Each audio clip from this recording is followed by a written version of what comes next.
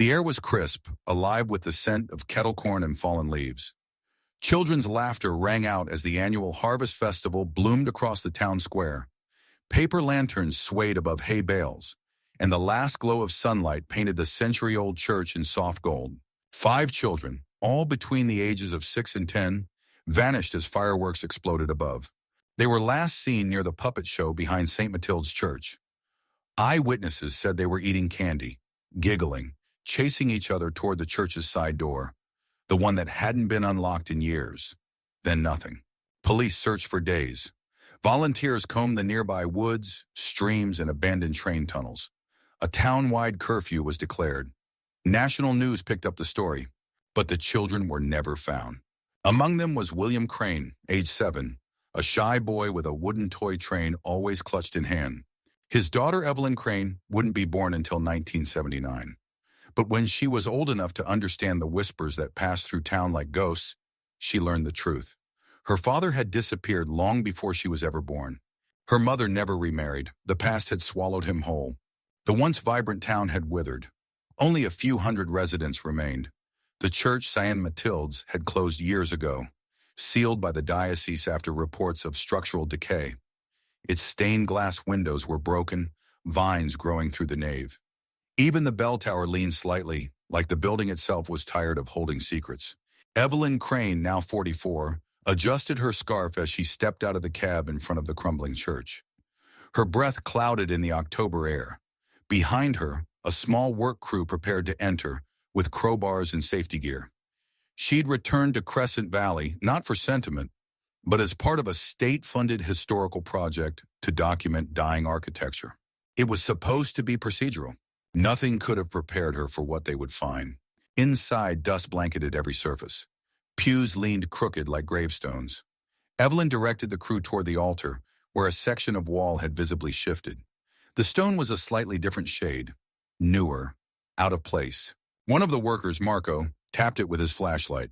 "Hollow," he muttered. They brought in drills. As concrete crumbled, Evelyn felt something shift in the air, like a draft from a place that hadn't breathed in half a century. When the final piece gave way, a heavy silence fell. Inside the cavity, 5 decayed bundles of clothing, rotted cloth shoes, and rusted toys. A jump rope with glass beads, a tiny tambourine, a cracked plastic horse, a dented tin car, and one hand-carved wooden train, painted red, chipped but unmistakable. Evelyn dropped to her knees. That train. She had it on her desk as a child, a replica her mother had made. She whispered, "Dad." The air turned colder. One of the crew members pulled back more debris and revealed something else. Symbols carved deep into the stone behind the toys. Latin. Faint, almost glowing in the low light. Evelyn stepped back, her pulse thundering. The past had just opened its mouth. Later that night, Evelyn's hotel room. The toy train sat on the table beside a cup of untouched coffee. Her hands trembled as she clicked through archived newspaper scans. She had already seen the images, the children's smiling faces, the community vigils, the final desperate interviews with parents. But they felt different now. The Latin symbols had been photographed and sent to the diocese for translation. She forwarded them herself under the guise of academic interest. Her phone rang. "Evelyn Crane?" "Yes?" "This is Father Charles from the Diocesan Historical Commission. I reviewed the inscriptions you sent. It's concerning." What do they say?" There was a pause. They reference a sealing ritual. The phrase roughly translates to, "Offerings beneath sacred light to bind what walks in shadow." Evelyn blinked. "Offerings?" "Yes. And a name, Custodia Obscura. It means the keeper of darkness." "Is that biblical?" "No, it's older." The line went quiet, then softer. "Miss Crane, I would advise you not to continue alone. Some walls are meant to stay sealed." He hung up. Next morning, Evelyn returns to the church. The sun had barely risen. Marco was already there, sipping coffee. "You're early," he said. "I couldn't sleep." They entered together. The crew had left the hole open overnight. Standard procedure while documenting. Evelyn crouched by the wall. Something had changed. The toy train was gone. "Marco," she whispered, "did you move it?" "No," he said, stepping closer. Behind the toys, where the Latin symbols had been, there was now something new. Carved freshly into the stone the words, "She knows." Evelyn staggered back. Marco swore under his breath. Suddenly, the air turned icy, and from somewhere deep inside the stone cavity came the faintest sound. A child's voice whispering her name. Evshitwai Lin. The wind howled against the broken stained glass as Evelyn stumbled back from the wall, her breath visible in the chilled air. Marco stared, eyes wide, holding his flashlight steady but trembling. Neither of them spoke. The name, freshly carved into stone that had been untouched for 58 years, pulsed in the beam of the flashlight like an accusation. Evelyn's heart hammered in her chest. "Did you hear that?" she whispered. Marco nodded slowly. It said your name. They sealed the wall again by noon. Not to preserve it, but to keep something inside. Evelyn didn't ask questions when Marco refused to come back the next day. He told her he had family in Vermont. He packed and left before sunset. That night, Evelyn sat in the church's dusty office, flipping through parish records. Most were water damaged and eaten through with mold. But behind a false panel in the filing cabinet, she found something almost pristine, a journal, its leather brittle but intact, wrapped in a rosary. It belonged to Sister Agnes, the same name listed in the original police reports from 1965, the nun who went missing 3 weeks after the children vanished. The first entry was dated October 10, 1965, her handwriting neat, deliberate. "They are preparing the offering. I do not understand this ritual, but Father Aldous assures us it will protect the town." Evelyn turned the page. "The children are not afraid. That is the strangest part. They came willingly into the cellar beneath the altar. I was told not to ask questions, but I fear something is terribly wrong." And then on the final page, "I hear them crying, not the children, something else, something older, beneath the stone, beneath the cross. I have made my choice. I will stay. If no one seals the wall, it will come through. God help us all." The last line was scrawled hastily, ink smeared. Evelyn sat frozen, the journal open on her lap. It didn't read like madness. It read like a warning. She closed the book and looked toward the bricked-up section. Her pulse quickened. Something was wrong with this place. It wasn't just history. It was haunted, not by spirits, but by choices. That night, Evelyn drove to the Carmelite monastery just outside town. She needed answers. The nun in the photograph, the one from the 1965 reports, had been seen here recently during a supply delivery. The archivist at the Historical Society swore it was the same woman. She arrived just before evening prayers. A young monk greeted her at the gate, kind but cautious. She explained her purpose, showed the photograph. The monk stared at it for a long moment before nodding slowly. "She doesn't speak," he said, "but she prays every day for someone she lost." He led Evelyn through a garden path to a small stone chapel behind the monastery. Candles flickered inside, and there, kneeling at the front, her back straight, head bowed, was the same woman, aged exactly the same as she looked in the 1965 photo. Evelyn's breath caught. "Sister Agnes?" The nun didn't turn. "I need to know what happened in 1965, please, the children, my father." Slowly, Sister Agnes stood. She turned, her eyes were pale, almost colorless, her skin like parchment. She stepped forward, then lifted her hand and traced the sign of the cross gently on Evelyn's forehead. "You are the blood," she whispered. Evelyn recoiled. "What?" Agnes leaned closer. "The seal is broken. The children were the offering, but the blood that bound it still lives."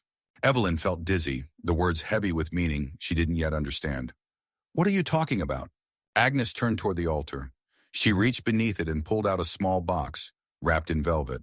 She handed it to Evelyn. "They will come. You must remember." Then she turned back to the altar and resumed praying. Evelyn left shaken. Back in her hotel room, she opened the box. Inside was a photographed 5 children, standing beneath the church's stained glass window. In the center, holding the red wooden train, was a boy with wide eyes. Written on the back, William Crane, October 17, 1965. And beneath that, in newer ink, "The blood must be returned to the stone." The air in the room shifted. Lights flickered. And then, beneath her breath, Evelyn heard it again. A child's voice. "Mom?" She turned, heart in her throat, but no one was there. She didn't sleep. The next morning, she visited the town hall archives. She needed to know more about her father, William. His school records, his friends, his last known movements. But the archivist looked puzzled. "We have birth records, but no death certificate, no declaration of death. He's listed as missing but never legally declared dead. What about the others? All the same, none of them were ever officially declared dead. Their parents pushed, but the town sealed the file. Evelyn sat down hard. 5 missing children? No death records. A nun who hasn't aged. And now something whispering her name. She took out the photograph again. There, in the stained glass window behind the children, was a figure barely visible as shadow with no face, standing just inside the church. A figure no one had noticed in 1965. But Evelyn saw it now, and it was watching. Waiting. Evelyn stared at the figure in the photograph, her hand trembling as she traced its outline. It hadn't been a trick of the light. The shape was deliberate, too symmetrical, too solid. A silhouette with arms at its sides, legs close together, almost like a doll standing upright. No face, no features, just darkness. She flipped the photo back over, rereading the words. The blood must be returned to the stone. She didn't understand what it meant, but she knew it was a command, a warning, or both. That afternoon she returned to St. Matilde's alone. The construction crew had paused their work pending a structural review, which meant she had the church to herself. She stepped quietly through the warped wooden doors, boots crunching over scattered bits of stained glass. Light filtered through holes in the ceiling, illuminating floating dust like drifting ash. At the front of the church, she stood before the bricked wall again. Her hands rested on the cold stone as if trying to feel for a pulse beneath it. She didn't know what she expected: movement, a whisper, but the wall was still. Then she heard a sound behind her, soft, wet. Footsteps. She spun, heart thundering, but the pews were empty. She scanned the nave, breath caught in her throat. "Hello?" she called. No answer. The sound came again, not footsteps, scratching. She moved slowly toward the side hall, flashlight in hand. The narrow corridor led to what used to be the rectory's kitchen, where the priest had once lived. The door was half open. Evelyn nudged it with her foot and stepped inside. On the far wall, something had been scratched into the wallpaper with a sharp object, fingernails maybe. Long, ragged lines that formed words. "They remember the way." Her flashlight flickered. Then she heard it again, whispered. "Ev Shiwai Lin." The beam of light shook in her hands as she turned. For a moment, just a moment, she saw them. 5 small figures standing at the far end of the hall, just beyond the reach of the light. Children, motionless, watching. Then they were gone. She backed out of the hallway, hands trembling, nearly dropping the flashlight. She ran toward the main doors but froze when a tall figure stepped into the doorway. Father Martin, the retired priest who'd once served this very church. Now in his 80s, he looked like a shadow of himself, but his voice was steady. "You shouldn't be here." "I saw them," Evelyn said breathlessly. "I saw the children." Martin's expression didn't change. "I know. You knew this would happen." He nodded. "I tried to stop the restoration. I submitted reports, structural risk, asbestos, anything that would keep people away. But the town needed the money." "What are they, ghosts? Spirits?" He looked past her toward the altar. "They're not what you think. What died here didn't stay dead. The children were vessels, carriers for something much older." Sister Agnes tried to stop it, but she was only delaying the inevitable. What was the ritual for? To bind it beneath the church, using the children, using their innocence, their blood. Evelyn's voice cracked. "My father." Martin finally looked at her. "You carry his blood. That's why you're seeing them." Why didn't you stop it?" "I was young. I was afraid. We were all afraid." He reached into his coat and pulled out a folded piece of yellowed paper. "Sister Agnes gave me this in 1982. She said if the wall was ever broken, someone would come. Someone with the blood." Evelyn unfolded the paper. It was another Latin phrase. Sanguis restituet sigillum. She didn't need the translation. She already knew it. "The blood will restore the seal." She looked up at him, eyes burning. "You want me to fix what you all allowed to happen?" Martin's voice was firm. "No, I want to give you the choice." He turned and walked away. That night, Evelyn returned to her hotel, the paper clutched in her fist. She didn't eat, didn't sleep. She sat at the edge of her bed, staring at the toy train she'd recovered, now lying silently on the dresser. She thought about her father, 7 years old, last seen walking toward the church, holding that train, trusting the adults around him, trusting his faith. She picked up her phone and called her mother, hands shaking. The line rang 3 times before the frail voice answered. "Mom, I think I found Dad."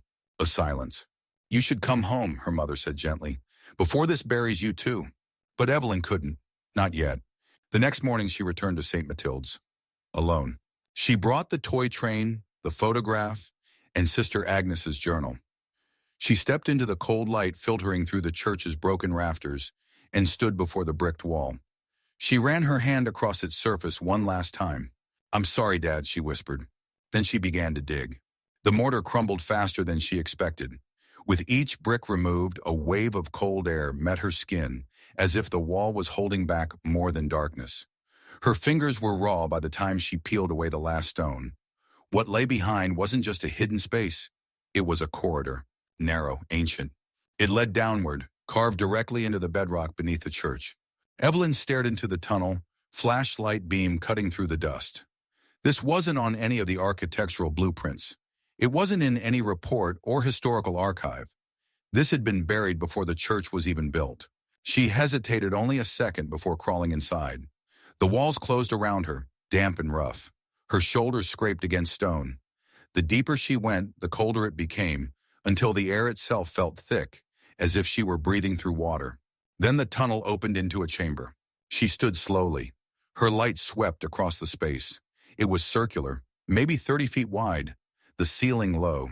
Symbols lined the walls carved deep into the stone, glowing faintly with a sickly blue hue. In the center of the room stood 5 stone pedestals, each carved with a child's name. William, Thomas, Ellie, Grace, Peter. Atop each pedestal rested an item. A jump rope, a tambourine, a toy horse, a tin car, and the red wooden train, freshly placed. Her blood turned cold. She had left the train on her dresser at the hotel. It was here now, waiting. The whisper came again. But this time, it was not just a voice, it was a presence. Behind her, all around her, inside her. You are the key. She turned. The 5 children stood at the edge of the chamber, translucent, their forms flickering like candle flames in the wind. Their eyes were wide, pupils dilated black, faces slack with sorrow. You left us, one of them said. They said you would come back. I wasn't even born, Evelyn said, voice cracking. I didn't know.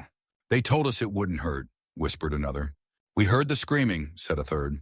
Evelyn stepped backward, heart pounding, until her back hit the wall. The chamber seemed to pulse, as if the stone itself was breathing. The symbols on the walls glowed brighter. Why did they do it? She asked. The children looked at one another, then in unison. To feed the silence. Behind the pedestals, the stone cracked. It began to split open. Something rose. Not fast, not sudden, slow, intentional. A shape, massive and hunched, unfolded from the wall itself. Stone becoming flesh, shadow taking form. It had no eyes, no face, just folds of darkness that pulsed and oozed like melted wax. It moved without sound. The children disappeared. And Evelyn knew. This was the thing that had been bound. Not a demon, not a ghost, but hunger given form. And it had been waiting. For her. Because her blood carried the lineage of the boy who had offered it first. She dropped the flashlight, which rolled across the chamber floor, casting dizzying shadows on the walls. Her knees buckled. But something in her refused to run. She reached into her coat and pulled out the paper Father Martin had given her. Sanguis restituet sigillum. The blood restores the seal. Her hands shook as she pulled a rusted knife from the altar's stone ledge. Ritualistic, ancient. She had seen it before, in Sister Agnes's drawing. Her breath came fast and shallow. Do it, she told herself, or this thing gets out, into the world, into children again. She pressed the blade to her palm. The moment the skin broke, the chamber shuddered. The stone beneath her feet cracked. The symbols flared. The creature paused. She held out her bleeding hand above the pedestal marked William. I give what was taken, she said. Let this end. The blood dripped, one drop, then another, onto the train. The room exploded in light. Blinding, pure, agonizing. The creature screamed, but it wasn't sound. It was a vibration inside her bones, her skull, her soul. She collapsed, arms thrown over her head. And then... Silence. Utter suffocating silence. When she opened her eyes, the chamber was empty. The pedestals gone. The wall restored. The air no longer cold. She crawled toward the tunnel, too weak to stand. The stone floor scraped her knees and elbows. Her vision blurred. Her hands still bled. As she reached the end of the tunnel and pulled herself into the church, She saw two people waiting in the doorway, Sister Agnes and Father Martin. Only now Martin looked different, younger, stronger, and his eyes weren't his. They were black, like the children's. Sister Agnes stepped forward. "You did what we could not," she said. "The vessel is sealed." Evelyn tried to speak, but the darkness was crawling into her mind now. Her limbs grew numb, her chest heavy. Agnes knelt and touched her forehead. "You will sleep now, but they will remember you." Evelyn closed her eyes and let the dark take her. The world returned in fragments, distant voices, cold light, the steady beeping of machines. Evelyn tried to move, but her limbs felt like they belonged to someone else. Heavy, disconnected. A soft voice filtered through the fog. "She's waking up." The haze slowly lifted. She blinked, and the ceiling above came into focus. White, sterile, fluorescent. A hospital. Machines beeped steadily to her right.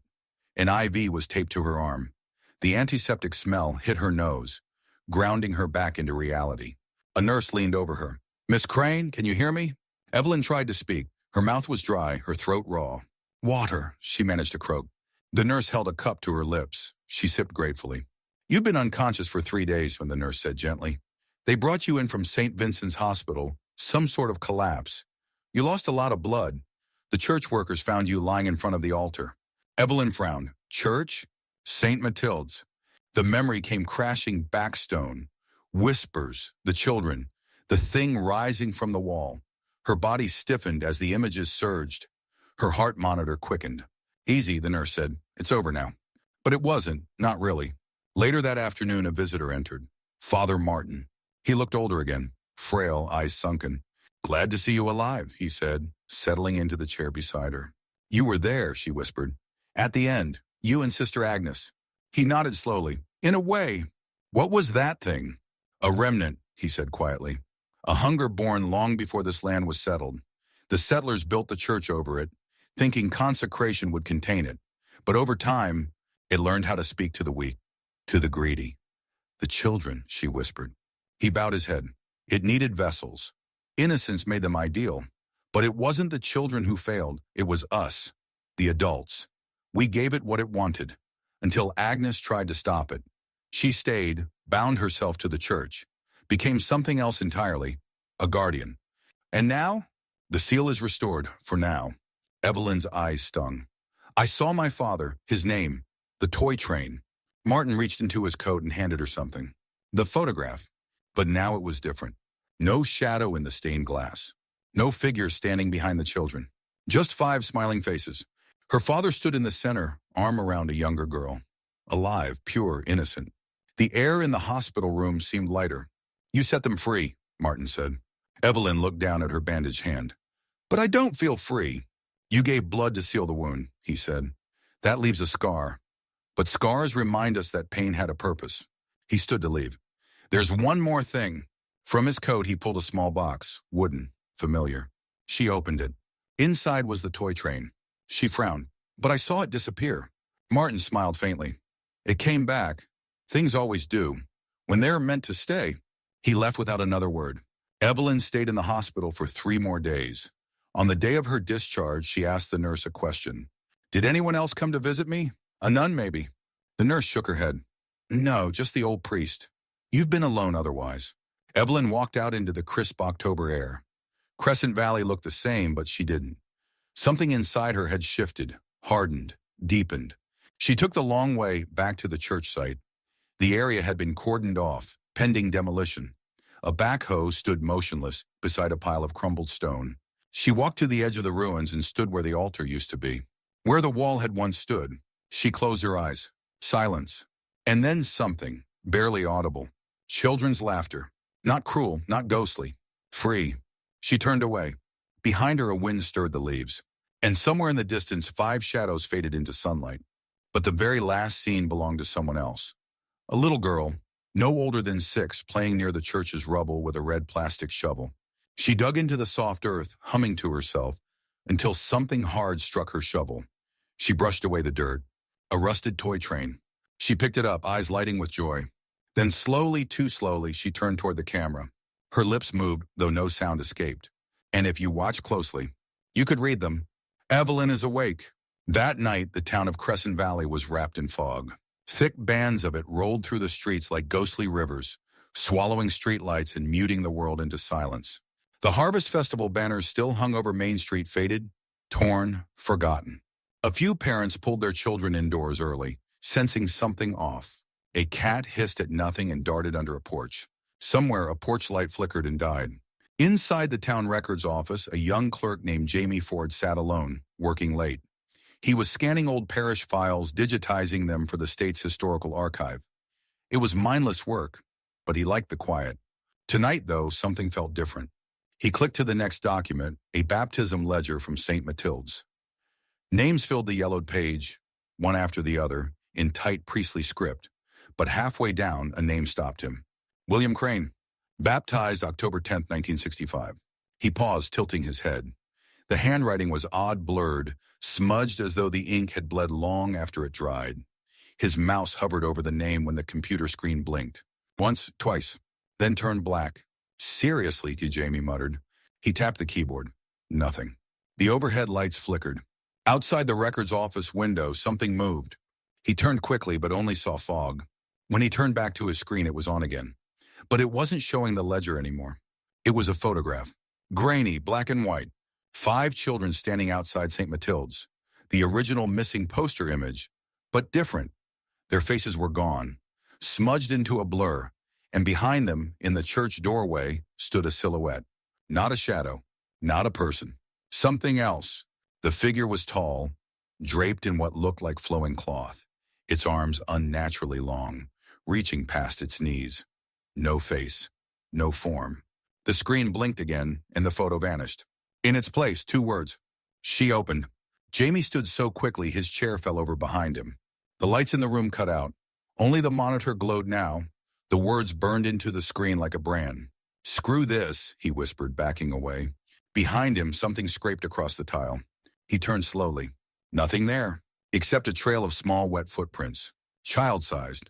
They led across the floor. Toward him.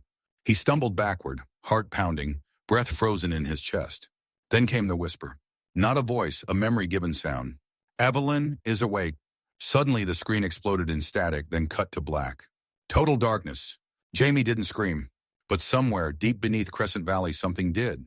At St. Agnes Convalescent Home 2 states away, an old woman sat motionless in a chair by the window. She wore a faded habit, her hands folded over a Bible. A nurse checked her chart. Sister Agnes hasn't moved in hours, she said.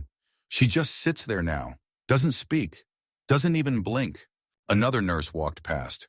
She's been here since the 80s, right? Longer. They say she just showed up one day, no records. We don't even know how old she is. The first nurse frowned. Do you think she can hear us? Behind the glass, Sister Agnes's pale eyes shifted just slightly. The toy train rested in her lap. Her fingers tightened around it, then relaxed. 3 weeks later, Evelyn Crane stood at her father's grave. It was freshly installed, the first one ever made for William Crane. Died October 17, 1965, found October 17, 2023. She had insisted on the truth, etched in stone.